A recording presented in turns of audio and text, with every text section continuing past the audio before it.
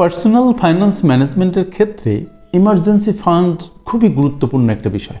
আমি অসংখ্য ভিডিওতে ইমার্জেন্সি ফান্ডের কথা বলেছি, কারণ আমরা যাত্রা শুরু করেছি কি জন্যে? আর্থিক স্বাধীনতা অর্জনের জন্য। আর্থিক স্বাধীনতাটা কি জিনিস? আপনি এখন যেভাবে আপনার জীবন পরিচালনা করছেন, আফটার রিটায়ারমেন্ট, তার মানে যখন আপনি কোনো আর্ন করবেন না সরাসরি আপনার শ্রম দিয়ে, তখনও যেন আপনার জীবনটা এখন যেমন চলছে তেমন চলে। যদি সেরকম চলে তাহলে বুঝতে হবে যে আপনি আর্থিকভাবে স্বাধীন হয়েছেন। আপনার ডাইরেক্ট ইনকামের উপর আপনার জীবন চলা তখন আর নির্ভর করে না। তখন ইনডাইরেক্ট ইনকাম যেগুলো আসবে তা দিয়ে আপনার জীবন সুন্দরভাবে চলে যাবে। সুতরাং এই আর্থিক স্বাধীনতার পথে যেহেতু আমাদের যাত্রা, এবং আমার ভিডিওতে আমি মানুষকে সেটাই ইন্সপায়ার করি, এই ক্ষেত্রে আমার কথা হচ্ছে যে ইমার্জেন্সি ফান্ডের গুরুত্ব সাংঘাতিকভাবে বেশি। ইমার্জেন্সি ফান্ডটা কি জিনিস? ইমার্জেন্সি ফান্ড হচ্ছে আপনার যদি হঠাৎ করে কোনো চাকরি চলে যায়, বা আপনি অসুস্থ হয়ে যান, বা যে কোনো কারণে যদি আপনার ইনকামটা বন্ধ হয়ে যায়, তখন যেন আপনি 3 মাস থেকে 2 বছর, সর্বনিম্ন 3 মাস, সর্বোচ্চ 2 বছর, এই সময়টা আপনি সুন্দরভাবে আপনার জীবন চালাতে পারেন। সেজন্য একটা ফান্ডের সংস্থান করে একটা জায়গায় জমিয়ে রাখা, এমন জায়গায় জমিয়ে রাখা যেন ওই টাকাটা আপনি চাইলেই উঠাতে পারেন।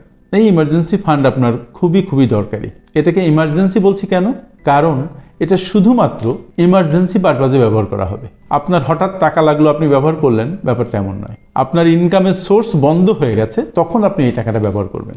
এবং এই ইমার্জেন্সি ফান্ডের মধ্যে কিন্তু আপনার সমুদায় খরচ থেকে শুরু করে আপনার বাচ্চার এডুকেশনের ফিস, আপনার যদি কোনো সেভিংসের প্রোগ্রাম থাকে তাহলে সেই সেভিংসের প্রোগ্রামের টাকা, আপনার লোন ইনস্টলমেন্ট থাকলে সেই লোন ইনস্টলমেন্টের টাকা, আপনার বাবা মাকে যে টাকা পাঠান সেটাও এর মধ্যে যুক্ত হবে, হয়ে সেই টাকাটা 1 মাসের যত ক্যাশ আউটফ্লো, সেই হিসাবে আপনার যদি 3 মাসের হয় তাহলে 3 মাসের, 6 মাসের হলে 6 মাসের, 1 বছর হলে 1 বছরের, 2 বছরের হলে 2 বছরের ফান্ড আপনি এক জায়গায় করে ব্যাংকে রেখে দেবেন। এমনভাবে রাখবেন যেন আপনি সহজে উঠাতে পারেন, এবং উঠালে আপনার বিশেষ কোনো আর্থিক ক্ষতি না হয়। সুপ্রিয় শ্রোতা, ফাইন্যান্স মেন্টরের আজকের ভিডিওতে আপনাদের স্বাগতম। আপনারা যারা আমাদেরকে নতুন শুনছেন তাদেরকে অনুরোধ করছি চ্যানেলটিকে সাবস্ক্রাইব করে বা ফেসবুক পেজটিকে ফলো করে আমাদের সাথে থাকুন, এবং দয়া করে লাইক, শেয়ার, কমেন্ট দিয়ে এই ভিডিওগুলো অন্যদেরকেও দেখার সুযোগ করে দিন। চলুন যাওয়া যাক মূল আলোচনায়।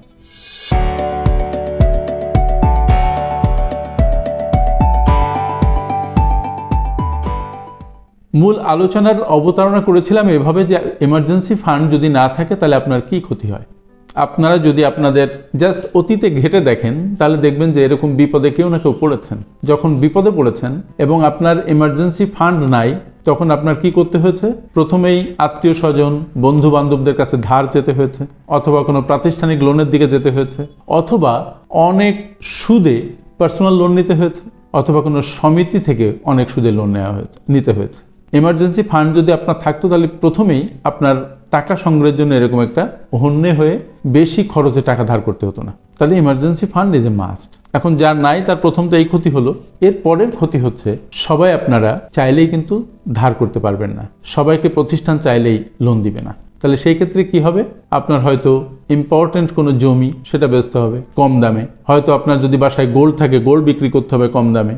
আপনার যদি কোনো সেভিংস স্কিম থেকে থাকে তাহলে সেটা হয়তো ভাঙাতে হবে, এবং সেই ক্ষেত্রগুলোতে অনেক বড় আর্থিক একটা লসের সম্মুখীন হতে হয়। দেখবেন 5 বছর মেয়াদে যে সেভিংস স্কিম আপনি করেছেন সেটা হয়তো 2 বছর আপনি চালিয়েছেন।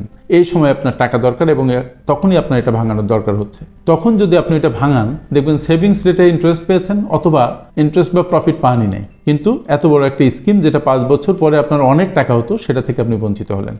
সুতরাং ইমার্জেন্সি ফান্ড গঠন করতে হবে, না করলে এক একটা বিপদ এসে আপনার ঘাড়ের পরে বসবে।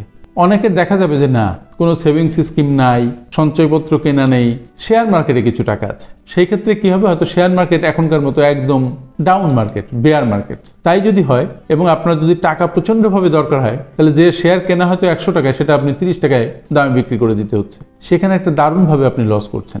এবং শেয়ার মার্কেট যদি আবার বুল মার্কেটে পরিণত হয়, তখন সেই লস কিন্তু আপনি কাভার করতে পারছেন না, কারণ আপনার তো শেয়ার নাই।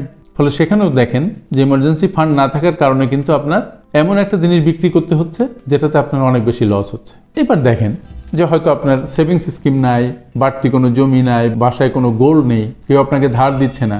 অনেক ক্ষেত্রে এমন হয়েছে যে ভিটে বাড়িতে সে থাকছে, যে অ্যাপার্টমেন্টে সে থাকছে, তার ফান্ডের প্রয়োজনীয়তার কারণে এত তার দরকার, তখন তার সেই বাসাটাই হয়তো বিক্রি করে দিতে হচ্ছে। এটা অনেকের ক্ষেত্রে হয়েছে। সর্বশান্ত অবস্থা, হয়তো এই অবস্থা 6 মাস পরে আপনার কেটে যাবে, কিন্তু এই অবস্থাকে আপনি সামাল দিবেন কিভাবে? ফলে সেখানেও দেখেন ইমার্জেন্সি ফান্ডের গুরুত্ব আপনার অপরিসীম।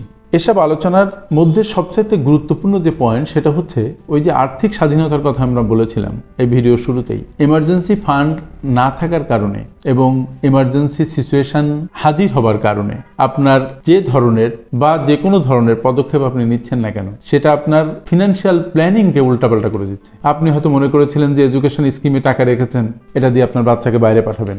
আপনি হয়তো হজ স্কিমে টাকা রেখেছেন, এটা দিয়ে আপনি হজে যাবেন। দেখবেন যে এমার্জেন্সি সিচুয়েশনের কারণে সব স্কিম পণ্ড হয়ে গেছে এবং আপনার ফিনান্সিয়াল প্ল্যানিংটা পুরো উল্টাপাল্টা হয়ে গেছে। আপনি যেটা করতে চেয়েছিলেন সেটা করতে পারছেন না এবং আলটিমেটলি সেটা যে ইম্প্যাক্ট ফেলছে কিসের উপরে?